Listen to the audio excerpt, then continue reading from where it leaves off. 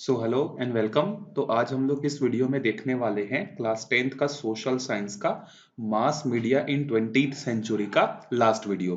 जैसा कि इसके पहले 4 वीडियोस ऑलरेडी अपलोड हो चुके हैं, तो ये इसका 5वां है। तो लास्ट वीडियो में हमने देखा था कि किस तरीके से टेलीविजन जो है पूरे वर्ल्ड में इंट्रोड्यूस हुआ, इंडिया में किस तरीके से आया।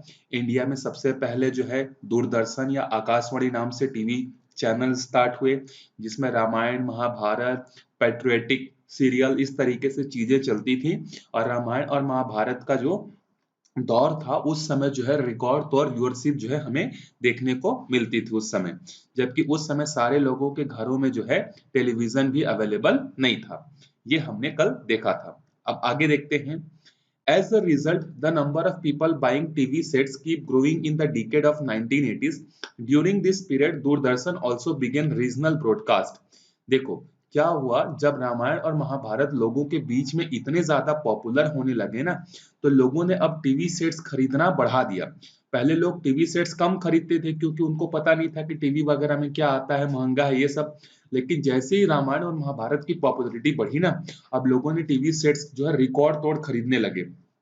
इसके अलावा जो दूरदर्शन था, जो एकमात्र 1990 से पहले जो है चैनल था, वो अब रीजनल ब्रॉडकास्ट भी करना चालू किया। रीजनल मतलब स्टेट वाइज।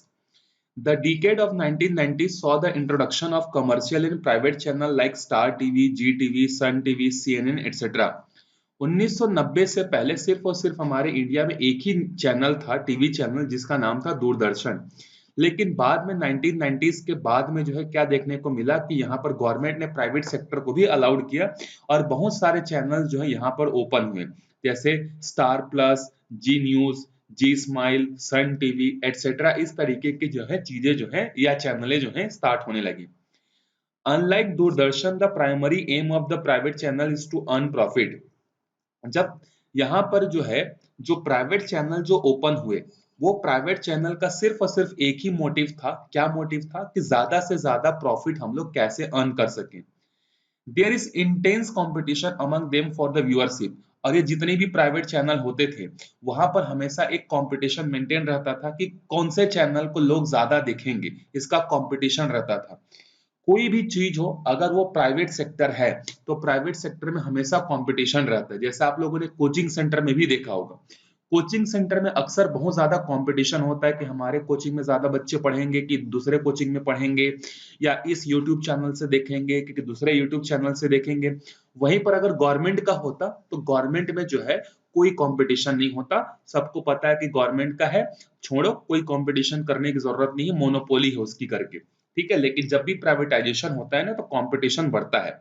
और जब कंपटीशन बढ़ेगा, तो नई नई चीजें लोगों को देखने को जो है मिलेगी।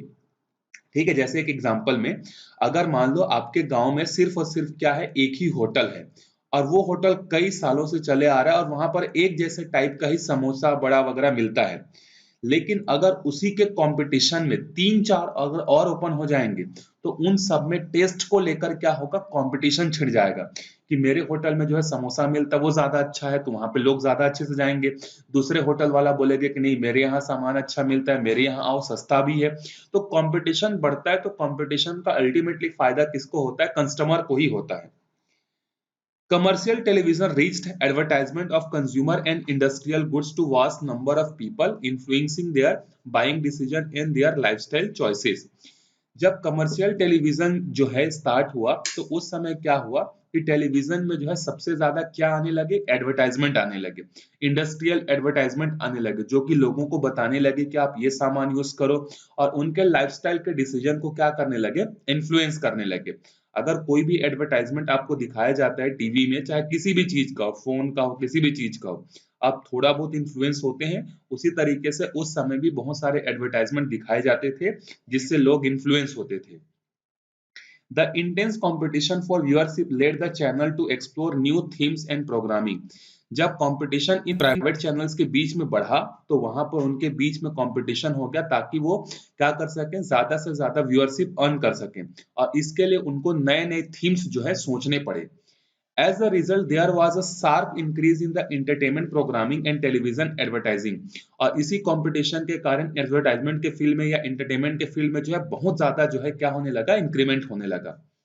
Many channels began producing soap operas featuring conflicts arising in Indian families as a result of clash between the traditional paternalistic attitude and the emerging modern values. बहुत सारे न्यूज चैनल में ऐसे ऐसे प्रोग्राम्स आने लगे जिस प्रोग्राम्स में ये दिखाया जाता था कि हमारी जो इंडियन सोसाइटी है वो पैट्रियोटिक है, मतलब पैटर्नलिस्टिक है, मतलब पितृसत्तात्मक है, जहां पर जो है फादर मतलब बॉयज को ज्यादा वैल्यूज दिए जाते हैं, गर्ल्स को वैल्यूज नहीं दिए जाते।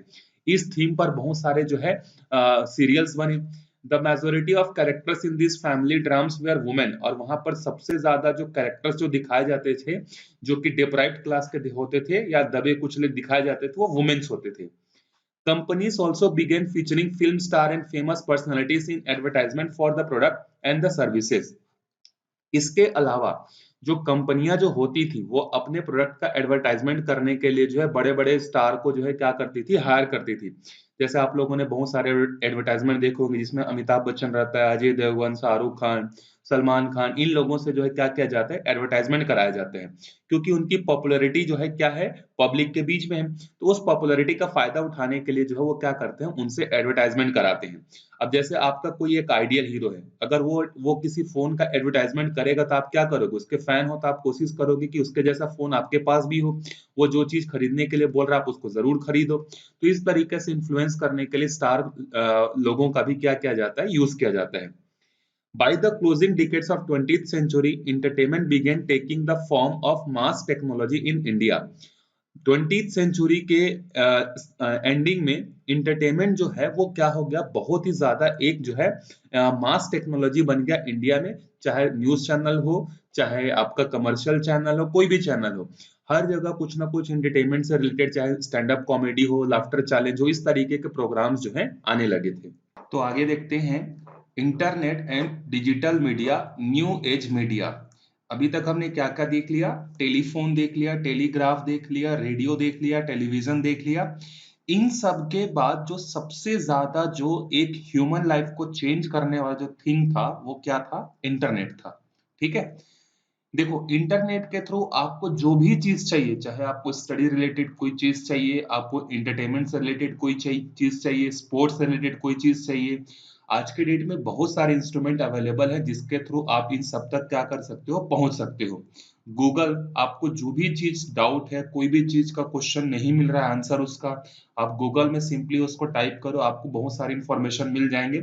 चाहे वो पॉलिटिक्स से रिलेटेड हो, चाहे इकोनॉमिक्स से रिलेटेड हो, चाहे एंटरटेनमेंट से रिलेटेड हो, चाहे स्पोर्ट्स से रिलेटेड हो, किसी भी चीज से रिलेटेड हो, आपको कोई भी क्वेश्चन का आंसर जानना है, सिंपली आप इंटरनेट करके क्या कर सकते हो, अपने फोन से सारा इंफॉर्मेशन जो है गैदर कर सकते हो। उसी के बारे में हम लोग देखने वाले हैं। The computer has made it possible to digitize all kind of information in numerical code, whether it is word, sound, image or audio, video, film. देखो कंप्यूटर के आने से ये चीज पॉसिबल हो गया कि जितनी भी इंफॉर्मेशन थे, चाहे वो वर्ड हो, कोई साउंड हो, कोई इमेज हो, कोई वीडियो हो, सबको हम लोग न्यूमेरिकल कोड, जिसको हम लोग बोलते हैं बाइनरी सिस्टम, हम लोग सारे इंफॉर्मेशन को जीरो और वन के फॉर्म में, जीरो और वन को ही मिलाकर क्या बोलते हैं, बाइनरी सिस्टम बोलते हैं। तो सारे के सारे इंफॉर्मेशन को हम लोग इस न्यूमेरिकल कोड में क्या कर सकते थे, कन्वर्ट कर सकते थे with the help of computer. This makes it possible to easily and rapidly transmit any kind of information from one place to another. और इसी इंटरनेट के थ्रू हम लोग क्या कर सकते हैं, इसी कंप्यूटर के थ्रू क्या कर सकते हैं, बहुत आसानी से और बहुत तेजी से हम लोग क्या कर सकते हैं, किसी भी इंफॉर्मेशन को एक प्लेस से दूसरे प्लेस में ट्रांसफर कर सकते हैं। Artificial satellites that orbit the Earth have played an important part in simplifying the process and allowing information to be transmitted on a global scale. आप सबने जो है सैटेलाइट के बारे में जरूर सुना होगा। ये जितनी भी चीजें हम लोग टेलीविजन में देखते हैं या इंटरनेट के थ्रू हम लोग सर्च करके कोई भी इंफॉर्मेशन गैदर करते हैं, वो विदाउट सैटेलाइट जो है पॉसिबल नहीं है। अब सैटेलाइट होता क्या है, एक सिंपल वर्ड में एक ऐसा मशीन होता है जो अर्थ के बाहर जाकर क्या करता है, अर्थ का रोटेशन करता है, और अर्थ के इमेजेस जो भी इंफॉर्मेशन चाहिए होता है हम लोग उस सैटेलाइट के थ्रू क्या करते हैं, ट्रांसमिट करते हैं। Satellite transmission is indeed a revolutionary development in a human history. People can now not only see, hear and read information but also change it. इसी सैटेलाइट्स के थ्रू हम लोग क्या कर सकते हैं, कोई भी इंफॉर्मेशन को पढ़ सकते हैं, सुन सकते हैं, इवन उस इंफॉर्मेशन को हम लोग चेंज भी कर सकते हैं। इंडिया ने भी क्या किया था, अपने जब इंडिपेंडेंस के काफी समय बाद जो है, इसने भी सैटेलाइट के फील्ड में जो है बहुत इंपॉर्टेंट जो है रोल जो है प्ले किया था। एक क्वेश्चन पूछूंगा मैं आपसे, इंडिया ने सबसे पहले जो सैटेलाइट जो लॉन्च किया था, कमर्शियल सैटेलाइट, वो उसका नाम क्या था? बहुत फेमस नाम है, आप उसका नाम भी आपको पता होगा, आपने बहुत सारे बुक्स पढ़े होंगे या अलग अलग जगहों पर जो है उसका नाम सुना होगा।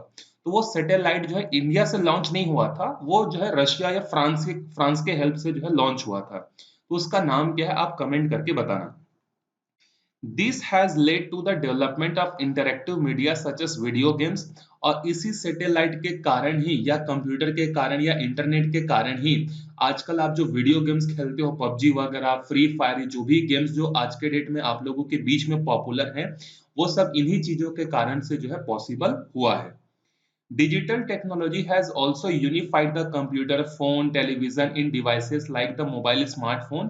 One consequence of this unification is that people are no longer mute spectators but active participants। अब देखो, अभी तक आपको अब रेडियो अलग से खरीदना पड़ता था, टीवी अलग से खरीदना पड़ता था, मैगजीन आपको अलग से खरीदना पड़ता था, न्यूज़पेपर अलग से पढ़ना पड़ता था। लेकिन इंटरनेट के कारण, डिजिटल टेक्नोलॉजी के कारण ये सारी की सारी चीजें एक ही जगह यूनिफाइड हो गई हैं, और वो यूनिफाइड का जगह क्या है, आपका स्मार्टफोन। ठीक है, जब से 4G आया है उसके बाद तो और ये चीजें और इजी हो गई हैं सबके लिए, चाहे वो 10th पास हो या ग्रेजुएट हो, चाहे 5वीं पास हो, ऑलमोस्ट हर आदमी के पास स्मार्टफोन है।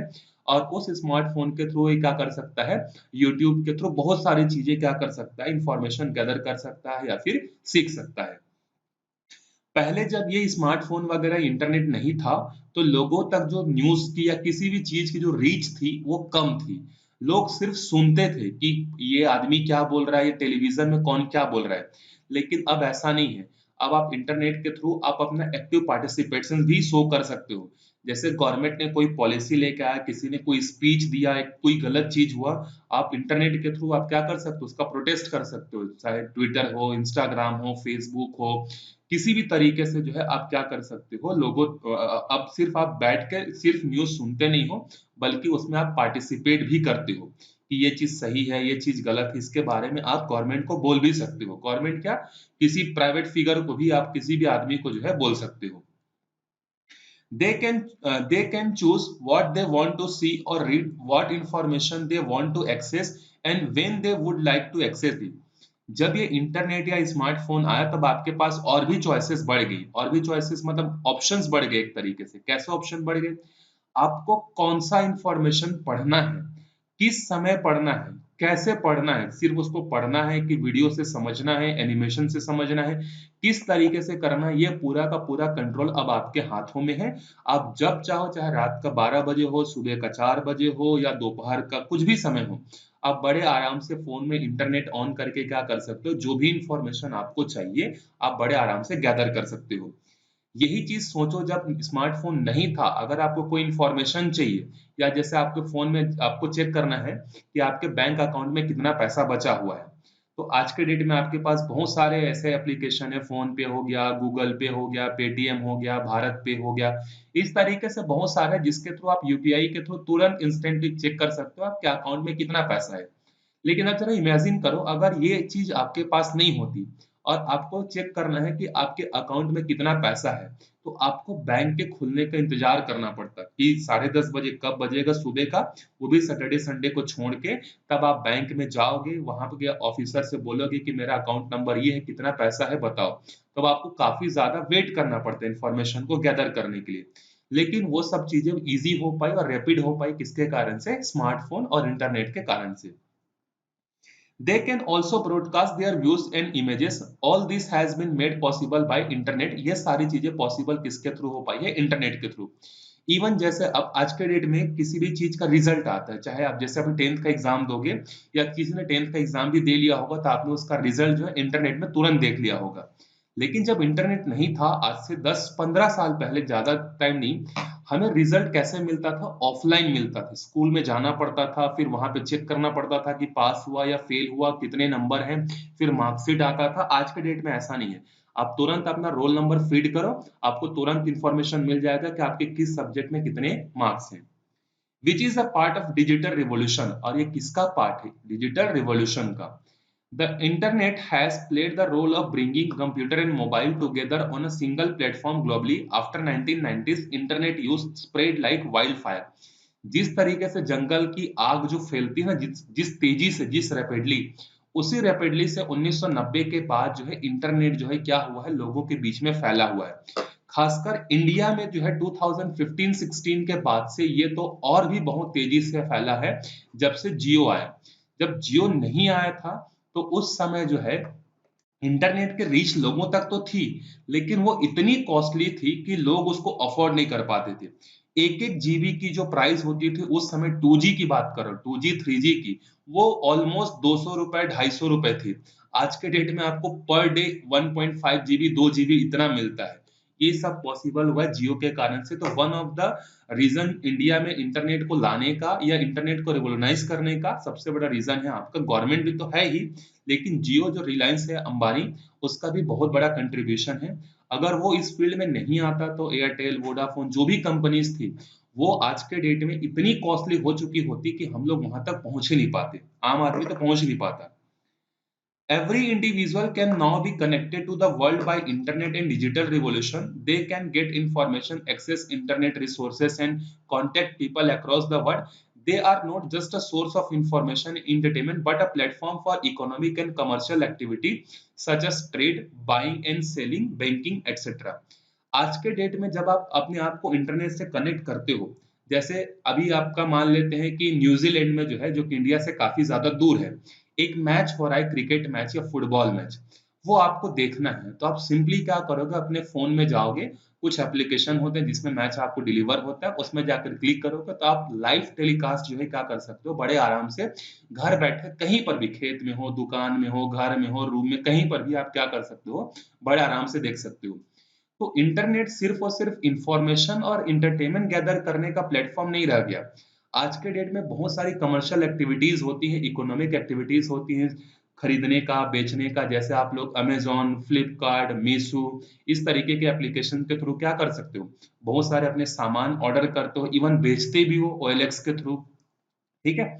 So companies can instantly invest or withdraw crores of rupees from any country in any corner of the world. Digital resources have thus become a means of bringing people together, establishing communication between them, and allowing them to interact on the global scale. आज के date में मैं India के, छत्तीसगढ़ के किसी भी कोने में बैठकर अपने अकाउंट से मैं करोड़ों रुपए का ट्रांजेक्शन जो है क्या कर सकता हूँ, विद इन द सेकेंड जो है मैं आराम से कर सकता हूँ। उसको ट्रांसफर करने के बहुत सारे तरीके हैं, यूपीआई है, इंटरनेट बैंकिंग है, एनईएफटी है, आरटीजीएस है। आपने आरटीजीएस के बारे में पढ़ा भी है, पिछले वीडियो में मैंने आपको बताया था एक चैप्टर में कि आरटीजीएस के थ्रू किस तरीके से ट्रांसफर होता है, चेक्स के थ्रू कैसे ट्रांसफर होता है, बड़ा अमाउंट जो होता है वो हम लोग चेक के थ्रू करते हैं। तो ये सब हम लोग बहुत कम समय में कर पाते हैं इंटरनेट के कारण ही। They are a medium for dialogue and interaction between people who have never met. एक तरीके से जहां पर ये इकोनॉमिक, इंफॉर्मेशन, इंटरटेनमेंट का भी काम करता है, वहीं पर लोगों को सोशल करने का भी काम करता है। सोशल करने का मीन्स क्या होता है, आप ऐसे लोगों से इंटरेक्ट कर सकते हो अपने आप को जिसने आपसे कभी मिला भी नहीं है, चाहे वो फेसबुक हो, इंस्टाग्राम हो, स्नैपचैट हो, बहुत सारे सोशल मीडिया एप्लीकेशन है, ट्विटर है, जिसके थ्रू आप अननोन या किसी दूसरे कंट्री के लोग जिसको आप जानते भी नहीं हो ढंग से, उससे आप बड़े आराम से क्या कर सकते हो, बात जो है कर सकते हो। In today's world, the internet has been extensively used in the people's movement. It also helps private companies and government to keep tab on people's activities. Such as information has potential for the misuse. Scientists continue to study and access the internet powerful worldwide impact. आज के date में internet इतना ज्यादा powerful हो गया है कि इसकी कैपेसिटी क्या है, इसके बारे में साइंटिस्ट जो स्टडी कर रहे हैं कि इंटरनेट कितना ज्यादा पावरफुल है। तो कई जगह पर इंटरनेट बहुत अच्छी अच्छी फैसिलिटीज प्रोवाइड करता है। कई जगह जो है क्या होता है, ये जो इंटरनेट है वो कई बार जो है क्या होता है, एक मिस इंफॉर्मेशन के कारण कई सारे लोगों की जान भी ले सकता है। जैसे एक एग्जांपल देखेंगे अभी हम लोग नेक्स्ट पैराग्राफ में, जहां पर मीडिया या इंटरनेट ने किस तरीके से जो है 6 या 1.5 से लेके 6 लाख लोगों तक जो है क्या हो गया, किस तरीके से लोग जो है मारे गए एक मिस इन्फॉर्मेशन के कारण, जो कि इराक में हुआ था, जो कि यूएस ने क्या किया था वहां पे जो है बॉम्बार्डिंग की थी। उसके बारे में देखेंगे, लास्ट पैराग्राफ है। Democracy in any country depends on the level of public discourse. The health of democracy depends on the context to which people participate in a public dialogue and exchange views. किसी भी country में democracy का level क्या है वो इस बात से पता चलता है कि वहां के लोगों का पार्टिसिपेशन कितना है। ठीक है, जितने ज्यादा लोग क्या करेंगे कंट्रीज के डेवलपमेंट में या डेमोक्रेसी में पार्टिसिपेट करेंगे, उतना ही ज्यादा क्या होगा, लोगों का और सरकार का जो है उनके बीच की जो गैप है वो क्या होगी, कम होगी, और पब्लिक पार्टिसिपेशन क्या होगा, बढ़ेगा। याद रखना, जिस डेमोक्रेसी में पब्लिक पार्टिसिपेशन जितनी ज्यादा होगी, वो कंट्री उतना ही प्रॉस्पेरस होगा और उतना ही ज्यादा क्या करेगा, डेवलप करेगा।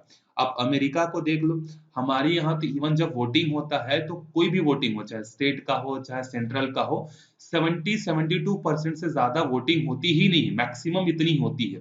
सोच सकते हो कि आज के डेट में 21 सेंचुरी में भी हम 70%, इवन जब सेंटर का इलेक्शन होता है तो ये तो 60 के आसपास आ जाता है। मतलब अभी भी 40% लोग ऐसे हैं जिनको अपने वोटिंग का राइट नहीं पता है। अमेरिका में ऐसा नहीं है, वहां पे वोटिंग परसेंटेज काफी हाई होता है। इसीलिए अमेरिका देखो इंडिया से आज 10 गुना आगे जाके खड़ा हुआ है। Some experts say that mass media centralize public discourse and treat the exchange of views as entertainment. Earlier, people discuss issue in small groups, so their level of participation was high and the view they exchange was more diversified. बहुत सारे लोग ये बोलते हैं कि internet ने बहुत सारी चीजें तो की, लेकिन अब इसके कारण से कुछ डीमेरिट भी हुए। कैसे डीमेरिट हुए? अब जो है लोग जो टीवी देखते हैं वो सिर्फ और सिर्फ इंटरटेनमेंट पर्पस के लिए है। चाहे कोई भी डिबेट हो, चाहे आज तक का हो, जी न्यूज का हो, किसी भी का हो, लोग उस चैनल में ज्यादा मतलब एक्टिवली देखते हैं जहां पर जो है इंटरटेनमेंट होता है। मतलब कोई सीरियस टॉपिक पर कोई न्यूज देखना ही नहीं चाहता है, कि जैसे रशिया और यूक्रेन के बीच में वॉर चल रहा है तो इसमें किस तरीके से कंक्लूजन हो सकता है, इस कंट्री ने किस तरीके से रशिया का हेल्प किया, ये सब में लोगों को कोई इंटरेस्ट नहीं है। लोगों को इंटरेस्ट है किससे? बॉलीवुड से, कि इस एक्टर का अफेयर इसके साथ चल रहा है। मतलब एक तरीके से जो है क्या है कि ये जो टेलीविजन है, ये अब लोगों को माइंड को डाइवर्सिफाई करने के प्लेस में सिर्फ इंटरटेनमेंट पर्पस के लिए क्या हो गया है, ये जो है कंसंट्रेटेड हो गया है। तो यही बात यहाँ बोला जा रहा है कि पहले जो लोग होते थे वो छोटे छोटे ग्रुप में किसी टॉपिक पर बैठकर डिस्कस करते थे, लेकिन आज के डेट में ऐसा बिल्कुल नहीं है। जो न्यूज चैनल वाले बोल दिए उसी पे जो है आजकल क्या हो जाता है, पूरा फोकस हो जाता है।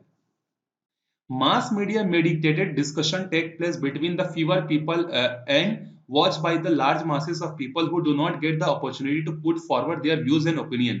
आज के डेट में लोग अपने व्यूज को, इंटरनेट काफी ज्यादा आगे आया है, लेकिन फिर भी लोग आज के डेट में अपने व्यूज को जो है ज्यादा आगे तक जो है नहीं पहुंचा पाते हैं, क्योंकि लोगों को इंटरेस्ट नहीं, लोगों को मसालेदार चीजों में जो है क्या होता है, ज्यादा इंटरेस्ट जो है देखने को मिलता है।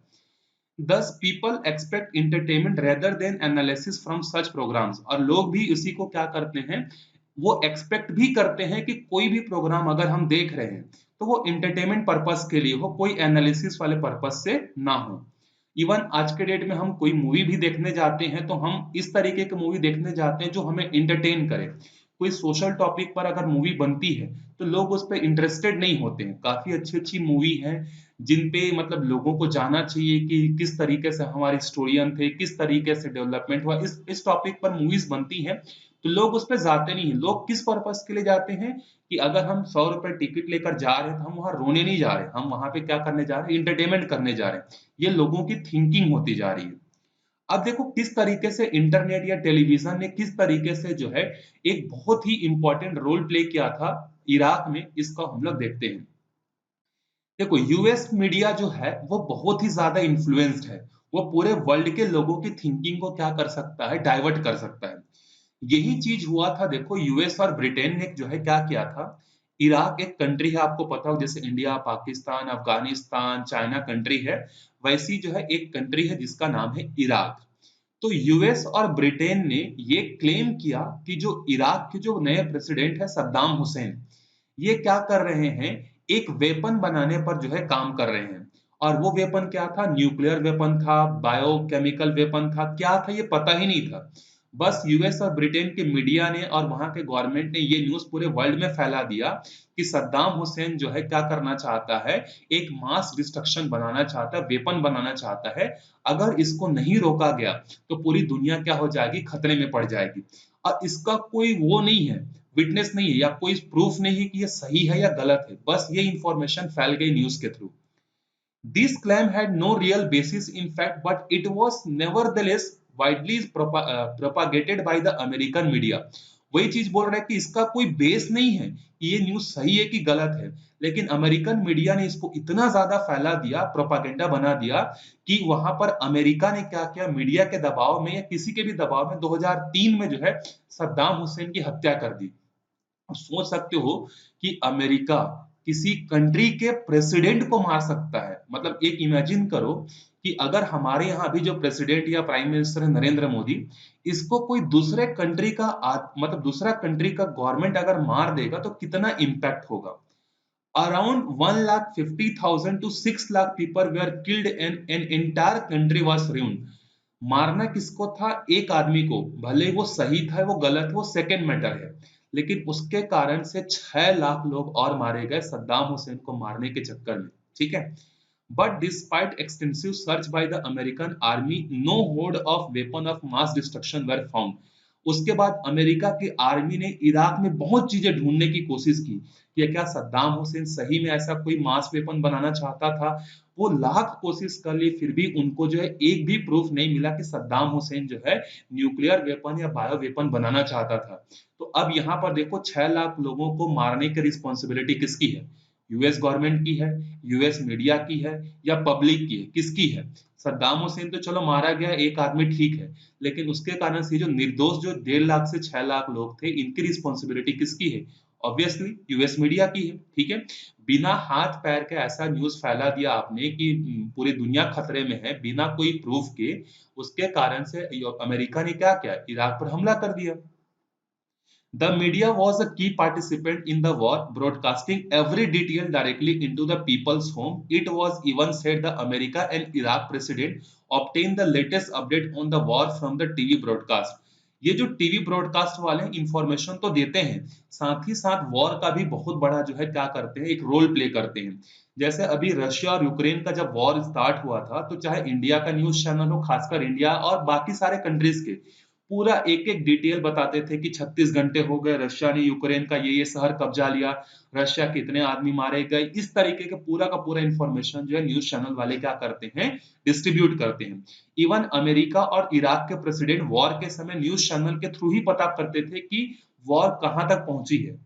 The war also advertised the use of new weapon of war which proved to be highly profitable for America arms manufacturers. देखो, वॉर जो होता है वो एक, मतलब एक बहुत फेमस आदमी ने कहा था कि जब तक दुनिया एग्जिस्ट करती है वॉर हमेशा होता रहेगा, लेकिन कुछ इंटरवल में होगा। वॉर होने का फायदा किसको होता है? जो डेवलपिंग कंट्रीज होती हैं उनको तो नुकसान होता है, लेकिन जिसके पास टेक्नोलॉजी होती है उसको फायदा होता है। कैसे फायदा होता है? जब इराक पर हमला किया गया नए नए वेपन से, तो अमेरिका के जो वेपन्स मैन्युफैक्चरर हैं उनको बहुत ज्यादा फायदा हुआ। क्यों फायदा हुआ? उनके वेपन्स की एडवर्टाइजमेंट हुई, उनके वेपन को लोग खरीदने लगे। ठीक है। जैसे आज के डेट में कोई एक नया वेपन बनता है, उसको कोई अमेरिका ने किसी दूसरे कंट्री में यूज किया, तो लोगों को बताया गया कि देखो भाई, ये जो हमने वेपन जो बनाया है ना, वो कितना पावरफुल है, आपको भी इसकी जरूरत पड़ेगी। अगर कोई कंट्री आप पे हमला कर दिया, आपके पास ये वेपन नहीं है, तो आप तो मारे जाओगे। तो वॉर जो होता है ना, वो एक स्क्रिप्टेड होता है, जानबूझकर होता है। वॉर क्या होता है? वॉर के कारण ही क्या होता है, वर्ल्ड ऑर्डर जो है चेंज होता है। आप देखो, अपनी हिस्ट्री इतनी सारी पढ़ी है, आपने 1900 से पहले 1900 से पहले कभी आपने अमेरिका के बारे में इतना डिटेल में पढ़ा है कि अमेरिका वॉज सो पावरफुल? क्या इतना पावरफुल था? नहीं। आपने पढ़ा है किसके बारे में? ब्रिटेन के बारे में, कि ब्रिटेन का कभी भी जो है सनसेट नहीं होता था। मतलब उसकी कॉलोनी पूरे वर्ल्ड में इतनी सारी थी कि उसका जो सनसेट है, मतलब सनसेट का मतलब ये है जैसे अमेरिका, चाइना सब एक एक समय पे ब्रिटेन के गुलाम थे। तो ब्रिटेन का सूर्यास्त कभी नहीं होता ये बोला जाता है। मतलब उसकी कॉलोनी इतनी सारी थी कि एक कॉलोनी में अगर नाइट हो रहा है तो दूसरे कॉलोनी में दिन था। तो तो आपने 1900 से पहले सबसे पावरफुल कंट्री के बारे में किसका सुना था? ब्रिटेन के। लेकिन जैसे ही फर्स्ट वर्ल्ड वॉर हुआ, अब वो ऑर्डर चेंज हुआ। तो वॉर के कारण जो है क्या होता है, वर्ल्ड ऑर्डर चेंज होता है। वर्ल्ड वॉर फर्स्ट के बाद जो है सबसे ज्यादा पावरफुल कंट्री जो बनी है वो कौन है? यूएसए, और आज तक है। उसके बाद सेकेंड वर्ल्ड वॉर के बाद तो और हुआ। तो वॉर जो होती है ना वो जानबूझकर कराई जाती है ताकि क्या किया जा सके, कंट्रीज आगे आ सके। तो जहां पर हमने न्यूज के मास मीडिया के इतने सारे फायदे पढ़े, वहां पर ये कुछ नुकसान भी है जिसके कारण से कई सारे लोग जो है मारे भी जाते हैं। तो आपको भी अब आपको ध्यान रखना है कि कोई भी न्यूज अगर आप पढ़ रहे हो, चाहे व्हाट्सएप पे हो चाहे कुछ भी हो, आप उसके फैक्ट को चेक करना है कि क्या ये न्यूज सही है कि नहीं है। ठीक है, चलो मिलते हैं फिर अगले वीडियो में नए चैप्टर के साथ। तब तक के लिए बाय बाय।